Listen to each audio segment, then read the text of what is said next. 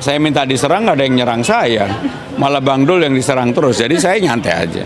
Mungkin pertanyaannya salah satunya soal konser dan lain sebagainya, kemudahan. Nah, kira-kira kalau Mas Pram dapat kesempatan untuk jadi gubernur, apa yang bisa Jadi yang paling utama adalah memberikan kemudahan perizinan.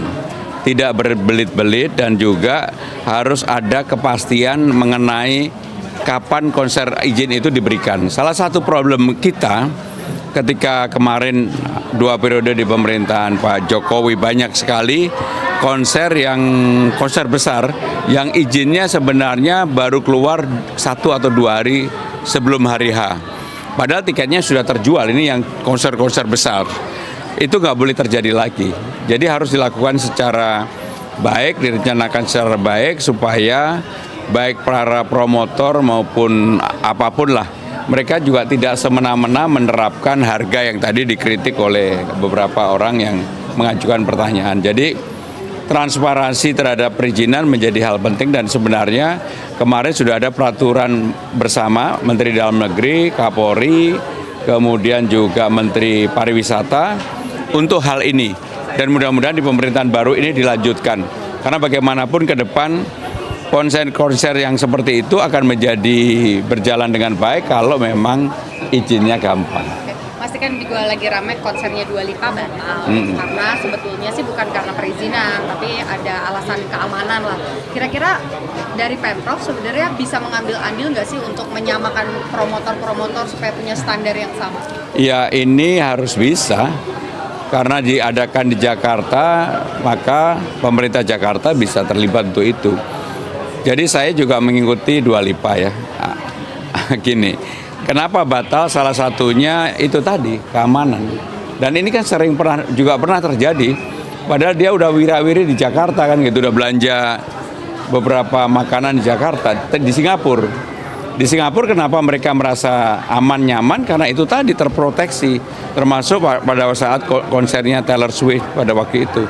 Sehingga dengan demikian memang sudah waktunya Jakarta sebagai kota global, pusat bisnis dan juga pusat budaya nasional untuk hal-hal yang berkaitan dengan konser harus dilakukan perbaikan. Dan itu Pemprov sebenarnya bisa terlibat. Mas, ini soal survei kemarin kan sudah sampai angka 38%. Tapi kalau mau satu putaran minimal harus lebih dari 50%. Yakin nggak bisa sampai angka itu dan gimana caranya Mas? Waktunya tinggal sebentar lagi soalnya. Ya waktunya masih 20 hari. Kurang, 19 hari.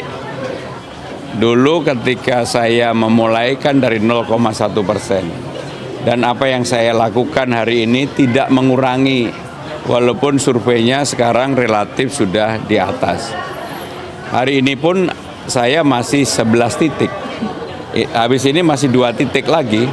Jadi artinya apa? Saya akan fight dan tetap bekerja seperti biasa.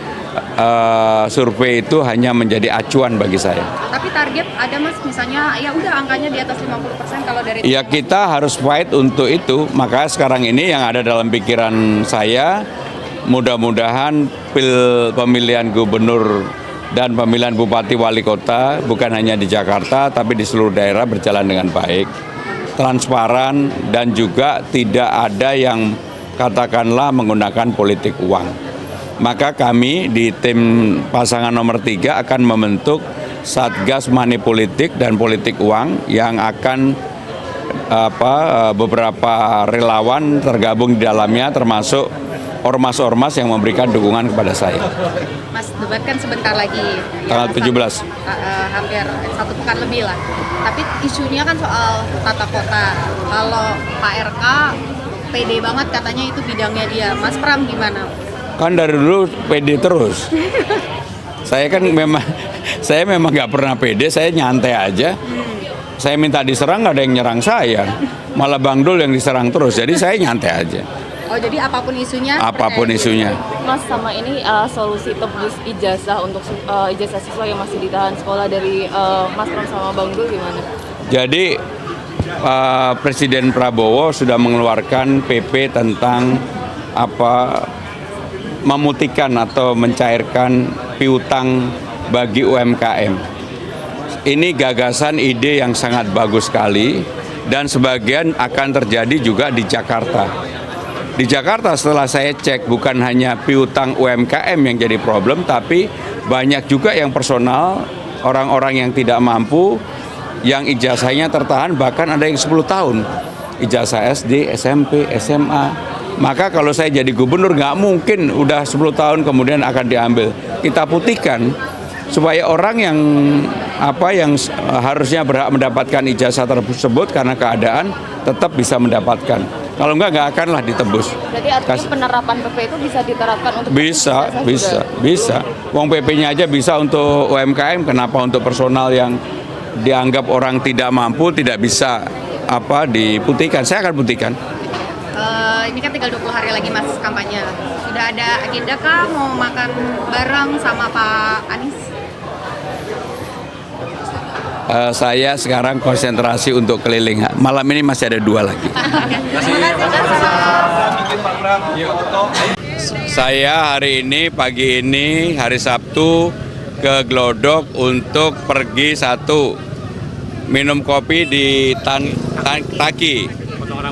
Kemudian yang kedua potong rambut, yang ketiga saya memutari pasar ini, menemukan banyak hal yang tidak pernah saya lihat selama ini dan saya bayangkan, termasuk karena tradisi di Jakarta di tempat ini adalah lepas burung.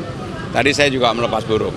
Ini adalah simbol-simbol budaya sebenarnya, simbol-simbol budaya yang dipercaya oleh sebagian besar masyarakat, hampir semua orang mempercaya itu.